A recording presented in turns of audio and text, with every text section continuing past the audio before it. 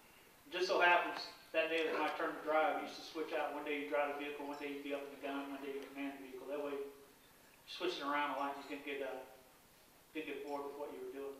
Well, it just so happens it was my day to drive, and I was in the second vehicle, that two-vehicle convoy. I came down off an on-ramp onto an expressway. I came under an underpass, and boom, the enemy blew an ambush on me. They blew that ambush with an IED, that improvised explosive device, a roadside bomb. I'm sure you all have heard so much about it. Yeah. They followed up with some small arms fire and some mortar fire. But when they fired that projectile out of that IED, it entered my driver's side window where I was sitting, right to my left. If you could draw an X across the window of the vehicle you rode here today on, right where those lines form, across to form that X is where that projectile entered. It came across my body, went through the radios, and sat to my right, and out the other side of that armored vehicle. It left a hole all the way through that vehicle the size of my fist. And when it went out the other side of the vehicle, it took with it my entire nose, my lips, my teeth, damaged my right arm, and took the majority of my eyesight. My left eye was completely destroyed, and I lost all central vision of my right eye. I now only see peripherally out of the right eye. I woke up a month later out of a coma. I woke up at Walter Reed in Washington, D.C. with my wife speaking to me. And for the life of me, I couldn't figure out what the hell she was doing in Baghdad. See, my last memory is actually the 4th of July of that year. I was sitting on the hood of my vehicle, watching the Americans fire fireworks out of our FOB, sitting there talking to a couple of my Iraqis, explaining to them what the 4th of July meant to us as Americans. Then I woke up at Walter Reed, unable to talk, had a tracheotomy, was on a ventilator, unable to speak, unable to see, tied to the bed. About a week after that, my team of ophthalmologists came into the room to speak to me. I was awake, I was coherent enough, they taught me how to speak for that trait. I could talk to them about the damage that had occurred to my eyesight. They wheeled me down to the eye clinic, and there was 3 of them. The junior doctor took a look at me, and he walked out in the hallway and had a little conference. The next senior doctor came in and took a look at me, walked out and had a little conference. And when the over colonel comes in and looks at you, you know you're in trouble. He looked into my eyes for a couple minutes, and he sat down, he took my hand and said, "Jeff," he goes, "I got to tell you, I have to tell you, we've done everything we can, but we'll never be able to restore your eyesight. It'll never get better. As a matter of fact, someday it may get worse. But we've done everything we can. I'm sorry." About that time, my wife Christy showed back up. She put me in a wheelchair. She's pushing me back up to the room, trying to soothe me, trying to talk to me. And as she pushed me up, I began to cry. See, for the first time in my life, I felt sorry for myself. And the only thing I could think was, I'm 35 years old and I'm blind. I'd never met a blind person in my entire life. I was the first blind person I'd ever met. And I kept thinking to myself, I spent my whole life jumping out of airplanes and falling from helicopters, chasing the bad guys. The Army doesn't have much need for a blind infantryman missing a trigger finger. What am I going to do now? What am I going to do to support my family? And quite honestly, for about the first 6 months after I woke up, I was afraid to leave my wife's side. Even after we left the hospital, every time we go somewhere, I'd hold on to her arm tightly.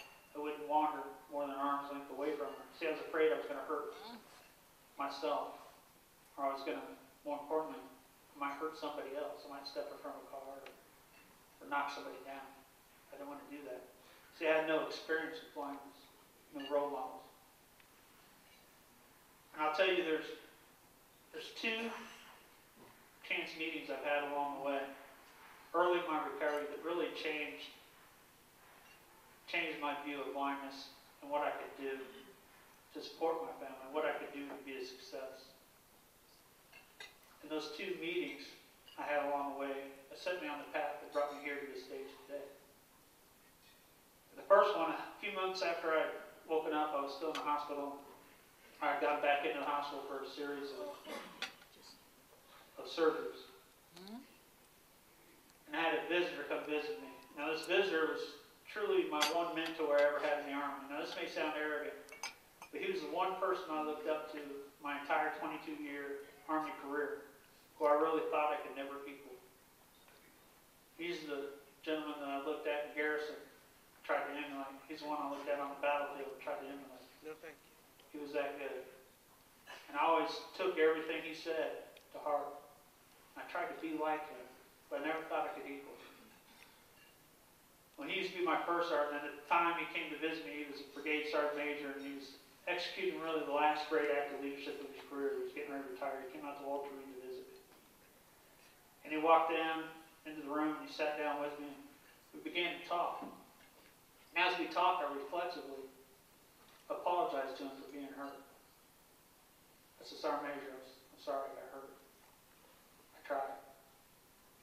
Now, if you all don't know what an infantry sergeant major is like, they're a breed apart. A lot of times they only show one emotion, and that's usually anger. And when I apologized to him, I upset him. The sergeant major reached over and smacked me on the back of the head. I'm laying in a hospital bed right out of surgery, and he's smacking me. I'm thinking, man, if he treats his beloved soldiers like this, I'd hate to see what he does to the enemy. But he smacked me upside the head. He said, boy, don't you ever apologize for getting hurt. You're doing your job. You're doing your job. He said, boy, don't ever apologize. He still calls me boy to this day when I speak to him on the phone. And we started talking a little bit longer. And I was complaining about the pain I was going through at the time. This time I really upset him. He picked me up by the collar of my surgical gown, right out of the hospital bed. And he looked me straight in the eye, got real close to me. He said, you don't worry about the pain. He goes, the pain's just letting you know you're alive. Because some of our friends aren't here to feel the pain. I said, Sergeant Major, what am I going to do? He said, don't worry about it. You'll be okay. You'll be okay. He instinctively knew the blindness wouldn't be an obstacle to him. The second meeting I had that really changed the path and the direction I took was a few months after that. My wife and I were walking from the hospital to the hotel there at Walter Reed. And I had my wife's arm, and we were walking down the sidewalk, and she leaned over and she whispered in my ear, she said, you're not going to believe this, but there are two blind guys crossing the street to our front, one leading the other. It's truly the blind leading the blind. As we came up on them on the sidewalk there, they introduced themselves. One was the director, the executive director of the Blinded Veterans Association. The other one was the director of government affairs. We started speaking a little bit about my situation, and they invited me out to the Blinded Veterans Association's annual conference. And that year was in Buffalo, New York. They said, come on by. And what the BVA does every year is they gather as many of the newly blinded veterans as they can, and they invite them out to the conference to mingle with their membership. And Chris and I flew out to Buffalo. We spent a week there at the conference, getting to meet different people, getting to see the membership. They had members who were blinded all the way back in World War II on the battlefield, and they had some who were blinded later in life after they'd already had an additional career. And like most of these conferences, at the last night, they had a big dinner, much like we're having here today. You walk into the room, and there's 300 blinded veterans all around you. And you're able to mingle and speak to them. And what I met were people who were blinded on the battlefield who went on to become teachers. There are people who were blinded in the battlefield who went on to be business owners, who went on to be politicians. There are people who lost their eyesight later in life, who have been doctors and gone on to lecture about blindness. And it began to dawn on me, the blindness is not an obstacle. It's the determination you have to overcome that obstacle that matters. And I was speaking to a gentleman that night. I don't recall his name, but I remember he's a World War II veteran. And we were speaking, telling a few jokes back and forth. I made a comment, and I really upset him. I have a tendency to do that again. And I really upset him. And he starts to poke me in the chest. He starts hitting me really hard in the chest with these bony little fingers. Just poking me as hard as he could. Matter of fact, if anybody else, I'd probably take him to the ground.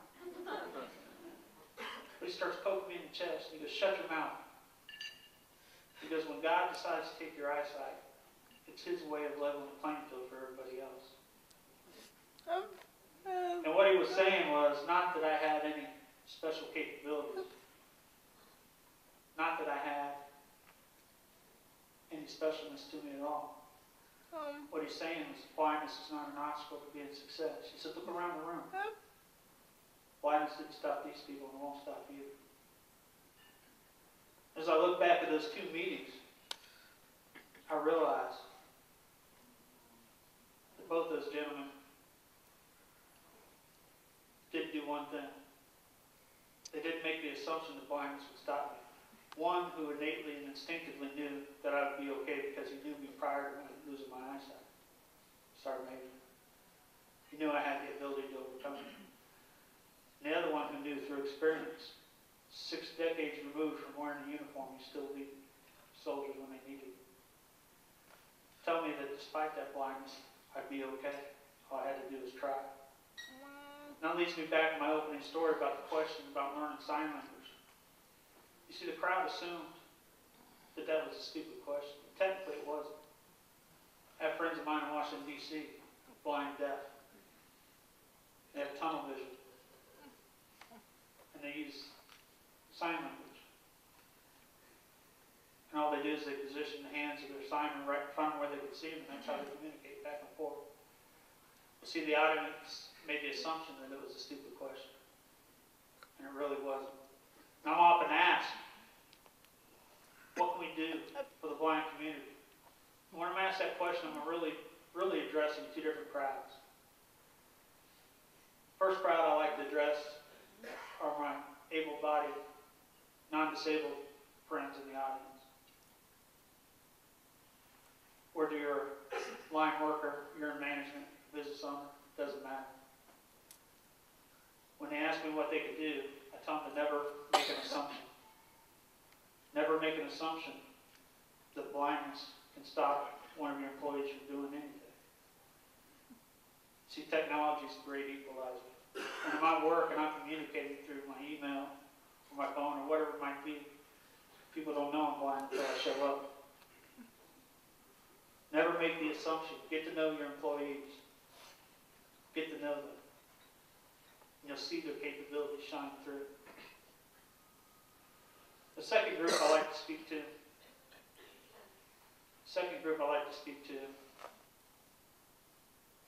are my fellow blind Americans in the audience today. You see, when we go to work every day or when we're traveling around, people see us, and what they tend to do is they see the whole blind community. They don't see us as individuals sometimes.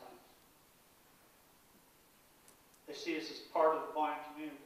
It's incumbent upon us that we go to work, that we strive to act professionally, that we accomplish our mission, and that we do the best we can. You see, if I'm at work and I fail someday, I want them to know I failed because of lack of innate talent, not because of my blindness. We're representatives of the entire community. We talk about the glass ceiling, and I hate to use the term, the glass ceiling in the disabled community. We have a 70% unemployment rate. People say, well, I can't go any further in this company because I'm blind. We must, as blind individuals, as members of the community, take chances. Strive for that management position. Strive for that position of influence. Become a decision maker. And as we do that, we break that glass ceiling. We'll see that employment rate fall. And it doesn't matter whether you're working on the line at Bosma, if you're the CEO of Bosma, if you're the president of American Airlines. Once you're in that position, you can make the change. You don't have to wait on others. We cannot be afraid to fail. We have to challenge ourselves every day to move forward. And my youngest daughter, I remember I was going out to do one of my first speaking engagements, and I got up. I was having to fly out that day. And I got up, and I got dressed, I put a suit on, and I was all dressed and ready to go to the airport. My little girl, at the time she was probably 5, she walked out. I said, Daddy, what are you doing? I said, baby, I'm going to work. And she said, Daddy, don't be silly. Blind people don't work. There she was, 5 years old. She'd made that assumption already. Where do you think she got that? She never seen anybody represented in the media or in the business world. Now, if I'm home during the day, or I'm there when she gets up in the morning, She looks at me and says, Daddy, why aren't you at work? See, we're able to change that perception. We're able to change those assumptions, no matter how small they are. Now, if that's embedded in a 5-year-old, you can imagine how well embedded it is in somebody who's been doing the job for 40 years and never knew a blind person. But it's up to us to change that assumption, to keep moving forward, to prove that we can, that we have the ability to succeed. I want to be known. I was asked recently if I want to be known as a role model for the blind. And I said I'd much rather be known as a role model for the general public. I like to be known as Jeffery Mittman. And then somebody says, oh yeah, by the way, he's blind. That's what I want to be known as. That's what I want you to be known as. To set that example. Now I remember the date. I think it was November 10th of 2009. I was going up the next day. The next day was Veterans Day, and I was going to go up to Ball State to do a speech on Veterans Day. I walked in, that same little girl in my youngest daughter's room, tucked her in, kissed her, told her good night. I walked over and I gave her a kiss, told her how much I loved her, and I tucked her in. I turned to walk out. She said, Dad. I said, what?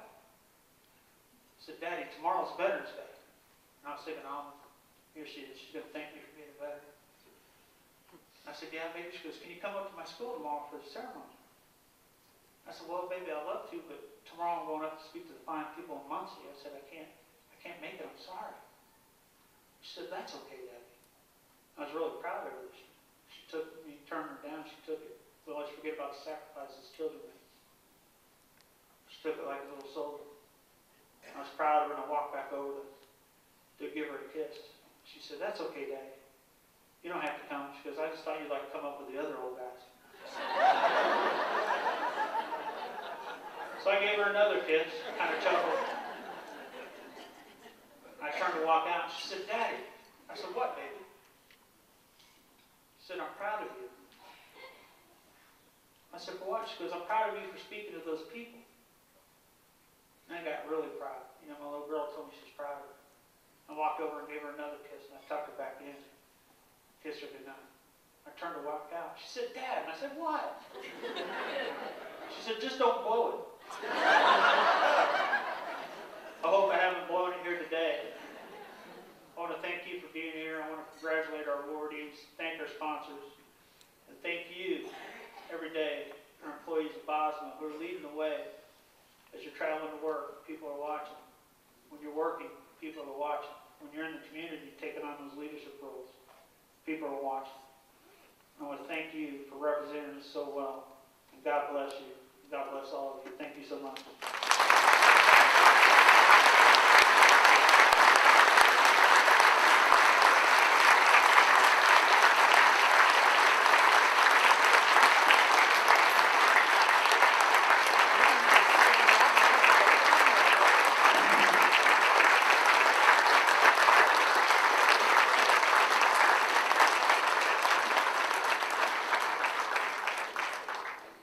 I've heard this a number of times now, and I have to say that every time it moves me just as much as the last time. And in recognition for your service to us here today, we have an award for you. It is a plaque. There is a inscription on it that reads, Presenting Speaker Jeffery Mittman, 2012, in grateful appreciation for your contribution to the Hasbrook Awards. Thank you so much.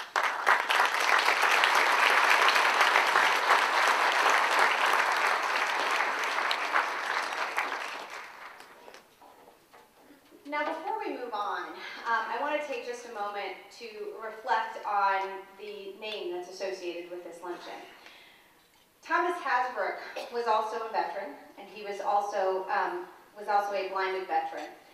And his service to the Indianapolis community and to BOSMA Enterprises is something that will always be remembered. And we have a number of his family members in the audience today, and I would like to recognize them. Robert and Nancy Bennett, Dan, Barbara, Matt, and Ryan Hasbrook. Would you please stand?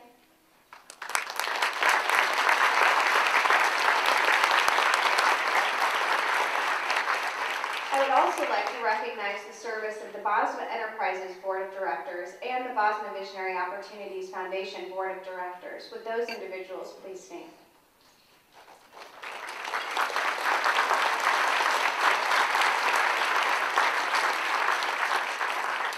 And finally, and perhaps most importantly, I would like to talk about the employees of Bosma Enterprises. This is the one day of the year that we all get to come together. Suppliers, vendors, customers, supporters, and those employees that Mr. Mittman spoke so highly of just a few moments ago. Would all of the employees of Bosma Enterprises please stand?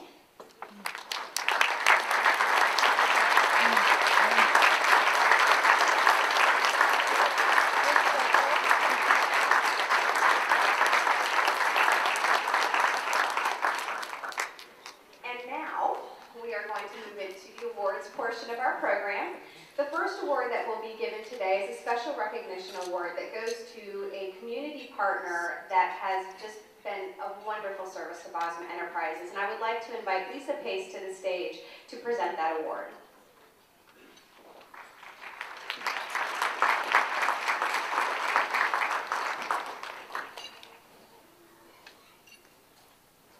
Good afternoon. It is my distinct pleasure to recognize a company who first came to Bosma about 4 years ago through a United Way Day of Caring. That very same year, the company was awarded our Corporate Volunteering Group of the Year Award for their service to Bosma. Over the past 3 years, they have continued to give of their time, talents, and treasure. Coming to serve Bosma whenever asked, doing everything from stuffing envelopes to landscaping to even organizing and facilitating our company picnic this year. Does everybody remember what a good time that was?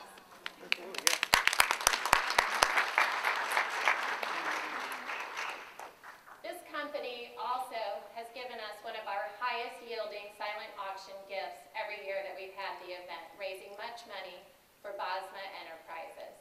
It is my distinct pleasure to recognize RCI as the Community Special Recognition sponsors. And on behalf of RCI Associates, I would like to ask Stephanie Bramwell and Julie Wolf to accept the award.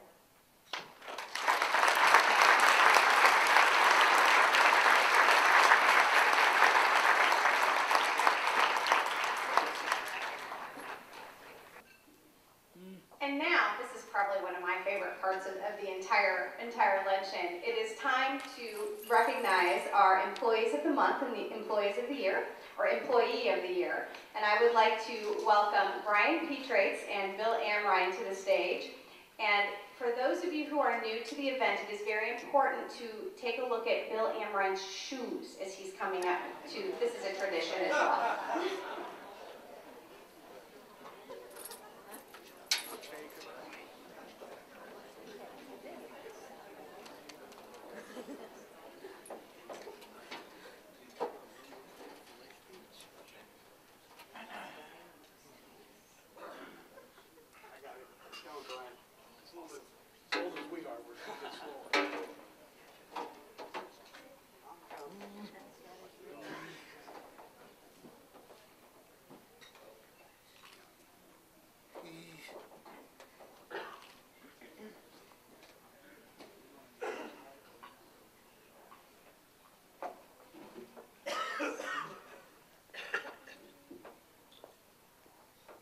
Good afternoon, everybody. Okay, Brian and I have got the pleasure of doing this award, and when we stand up here last year, somebody said, kind of looked like the Blues Brothers standing up there. So this year, Brian and I invited Jake and Elwood to come up and help us with this award. Jake and Elwood.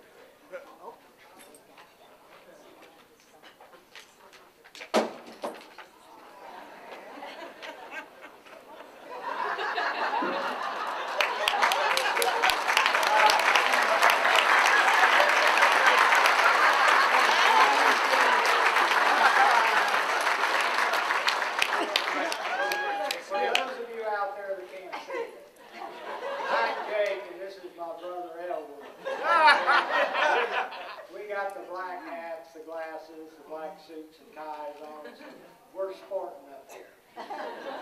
But anyway, to get this started, I'd like Elwood to tell a little bit about the process that goes into the selecting of this Employee of the Year. Thank you. Before we go any further, we're gathered here and to honor a number of individuals, but let's first honor the past Employees of the Year for Bosma Enterprises. So when your name is called, please stand and we will recognize everybody at the end. Roberta McNeely, Preston Richardson, Ron Decker, Jonathan Blair, David Creekbaum, Awedi Kedjashore, Joyce Talbert, David Gallagher, and Dwayne Craig. Let's give them all a round of applause. 12 Employee of the Month candidates are then eligible for the for the Employee of the Year award. Now, when selecting this award, again, selected on by peers, Bosma follows the NIB's National Industries for the Blind's guidelines of direct labor in blind or legally blind employees. So, without further ado, let's meet this year's Employee of the Month candidates, which one of those will be then selected as Employee of the Year. But I've got this envelope. What was it? Top secret? Oh, I don't even know. Oh, okay. Let me open it here. It says that this employee always shows up to work with a smile on their face. Does that outrule any of them? This employee always is willing to learn and do new jobs. It says this employee has never had an argument with one of their supervisors. So please help me congratulate the Employee of the Year for 2012, Sarita Martin.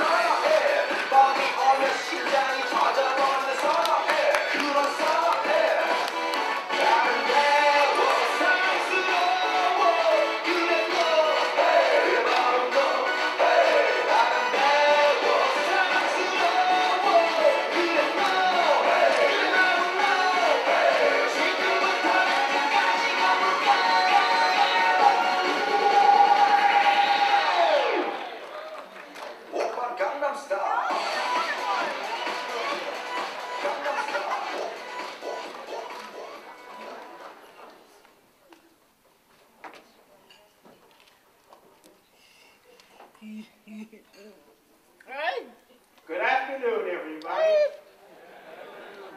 And now I would like to present Lou Moneymaker and Adam Rodenbeck to present the Thomas C. Hasbrook Award to someone who is very special and dear to my heart. I have known him since I was little.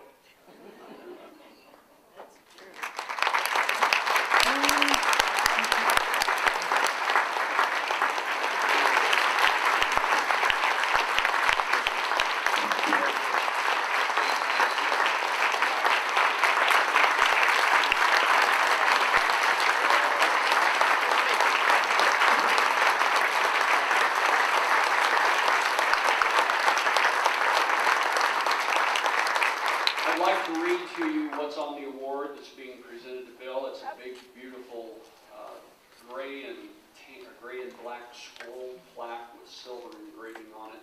It has a picture at the top of Tom Hasbrook, who the award is named after. it reads as follows. Thomas C. Hasbrook Award, presented by Bosma Enterprises to Bill Powell for outstanding service to people with disabilities. Established in 1997, this award recognizes outstanding contributions, leadership, and positive service to the community as exemplified by Mr. Hasbrook's lifelong contributions. November 2012, the plaque is in both print and braille. Bill, from Adam and myself, congratulations.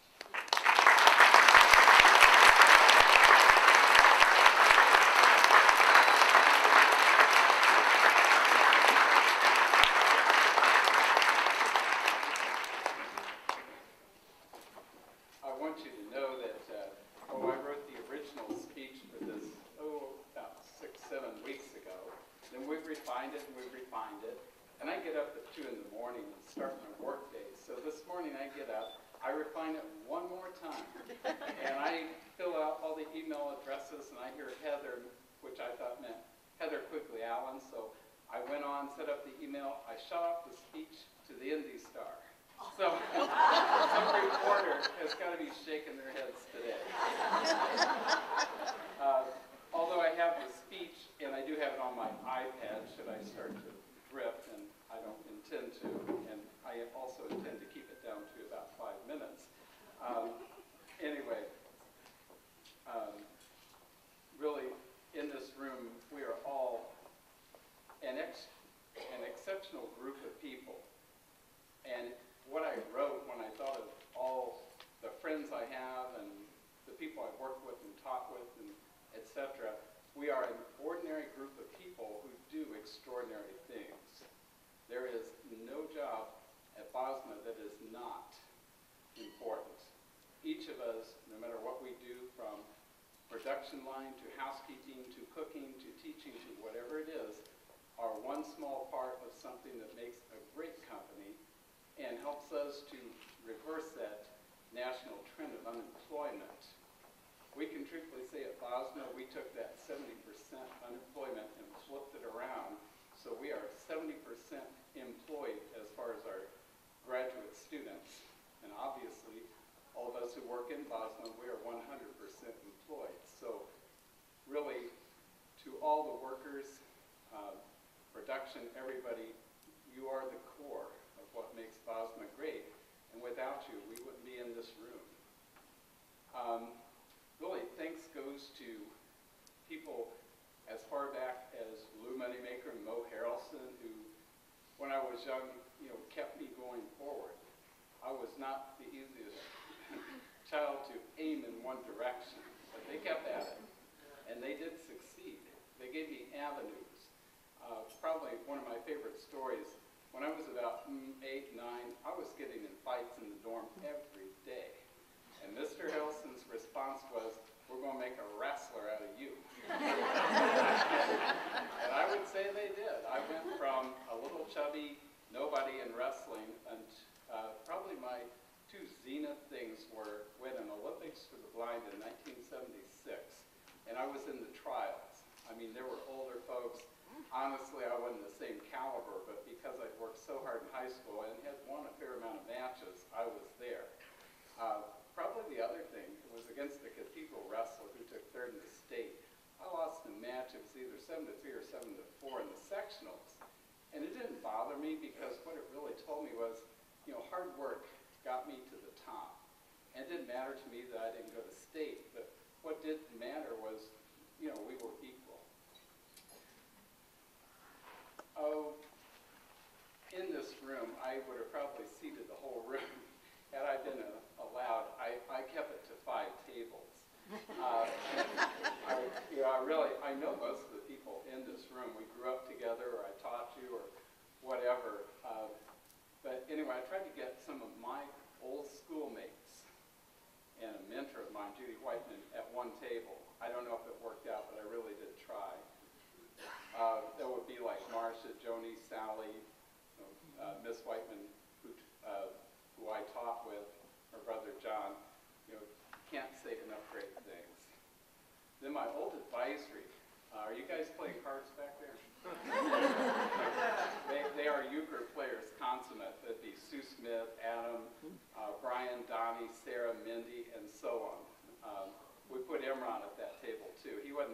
States at the time, but if he would have been in my advisory, I am sure. So, you know, we have that group. We have the group with Mrs. Wan and some of the students I had when they were younger, such as Matt Newt and Emily Moore at recess, and so on. And Mary Griffiths, I believe, is at that table too. But really lots of fond memories.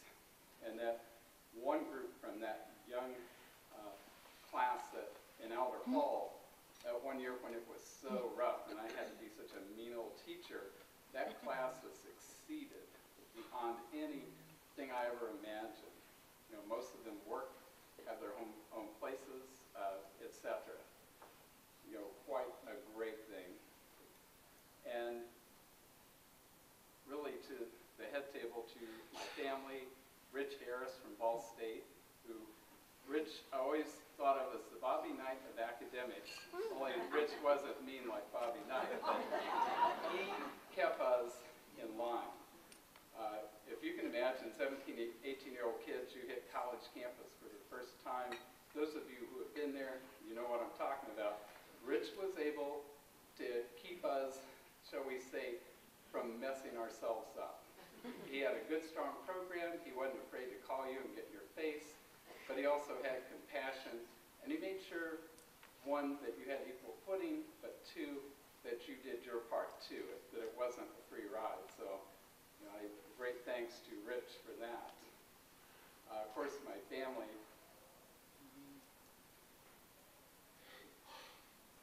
Can't, you know, say enough. And then on to a group, the military that's in this room. Oh my gosh, I would guess that at least 25% are military. Mostly, you know, veterans, but there may be a few active, not sure, but thank you guys and gals. And then to the children of the blind school. You are undoubtedly our nation's most valuable resource. And I know that sounds like a cliche and that's trite, but you are the future. You are why some of us older folks keep looking back to the school saying, can we help, can we help? You know, what can we do? We want to be sure you have the same opportunities. Heavens knows I had great ones, and we want you to have those too. The other thing, really, you know, for the young students, and my grandson included, you're entering a world that's a little bit different than what I grew up in. You will fly on airplanes that go at over 2,000 miles an hour. As the Earth passes tilt point, instead of oil energy, you're going to see new energies and driverless cars. Things I can't even imagine. You'll see things that happen with microtechnology, such as cell phones and computers, that are beyond me at this point. But the biggest point is, you're each individually very valuable, but without being a cohesive group with each other, with the world of the sighted, and also nation to nation, then you will have nothing.